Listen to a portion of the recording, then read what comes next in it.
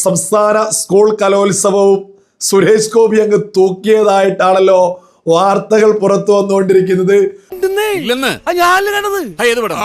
പിണറായി വിജയന്റെ വിദ്യാഭ്യാസ മന്ത്രി ശിവൻകുട്ടിയുടേത്, അതേപോലെ തന്നെ കേന്ദ്രമന്ത്രി സുരേഷ് ഗോപിയുടേത്, ഈ മൂന്ന് പേരുടെയും പ്രസംഗങ്ങളുടെ പ്രധാനപ്പെട്ട ചെറിയ ഭാഗങ്ങൾ ഇവിടെ മുന്നോട്ട് വെക്കാം. ഇതൊക്കെ ചെയ്യാതെ പിടിച്ചെടുക്കാൻ പറ്റില്ല. എന്റെ തൊഴിൽ തൊട്ട് കളിക്കരുത്. എവിടെയും മതത്തിന്റെ പേരിൽ കലാപമുണ്ടാക്കാൻ വർഗീയവാദികൾ ശ്രമിക്കും. സിനിമയിലെ കഥാപാത്രങ്ങൾക്ക് പോലും ജാനകിയെന്നും സീതയെന്നും മറ്റും പേരിടാൻ സമ്മതിക്കാത്ത നിലയിലേക്ക് കാര്യങ്ങൾ നീങ്ങുന്നു. സമാധാനവും സന്തോഷവും ഇല്ലാതാക്കുന്ന ഇത്തരം കലാപകാരികളെ ചെറുത്തു തോൽപ്പിക്കാനുള്ള നല്ലൊരായുധം കൂടിയാണ് കല. നിങ്ങൾ കേട്ടില്ലേ? ശരിയാണ്, വർഗീയവാദികളുണ്ടെങ്കിൽ നാട്ടിലെ കലാപം ഉണ്ടാവും.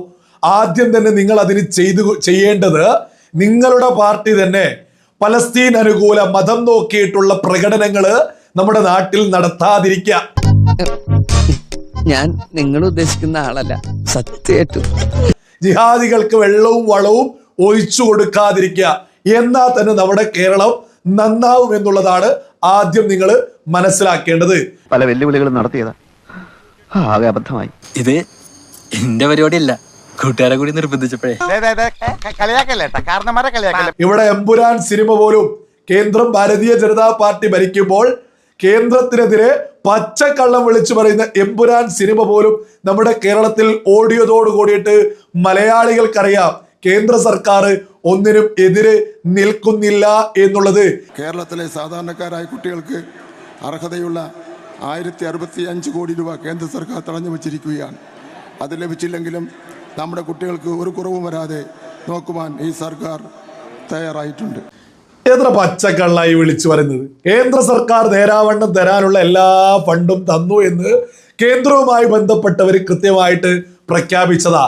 മറ്റൊന്ന് PM ശ്രീ പദ്ധതിയുടെ പണമൊക്കെ ആണെങ്കിൽ നിങ്ങൾ അതിന് കരാർ ഒപ്പുവെച്ച് മുന്നോട്ട് പോകണം. ആ പദ്ധതി കേരളത്തിൽ നടപ്പിലാക്കണം. രാജ്യത്തിന്റെ പ്രധാനമന്ത്രി നരേന്ദ്രമോദിയുടെ സ്വപ്ന പദ്ധതിയാണ് PM ശ്രീ. അത് കേരളത്തിൽ നടപ്പിലാക്കൂ. തരാനുള്ള അതുമായി ബന്ധപ്പെട്ട കൃത്യമായ ക്യാഷുകൾ നിങ്ങൾക്ക് തന്നെ കിട്ടൂ.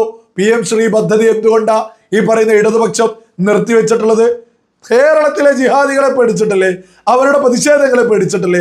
അതേസമയത്ത് രാജ്യത്ത് കോൺഗ്രസ് ഭരിക്കുന്ന എല്ലാ സ്ഥലങ്ങളിലും PM ശ്രീ നടപ്പിലാക്കി മുന്നോട്ട് പോകുന്നു. എന്തിനേറെ പറയുന്നു, മാഹിയിൽ ഉസ്മാൻ ഹയർ സെക്കൻഡറി സ്കൂൾ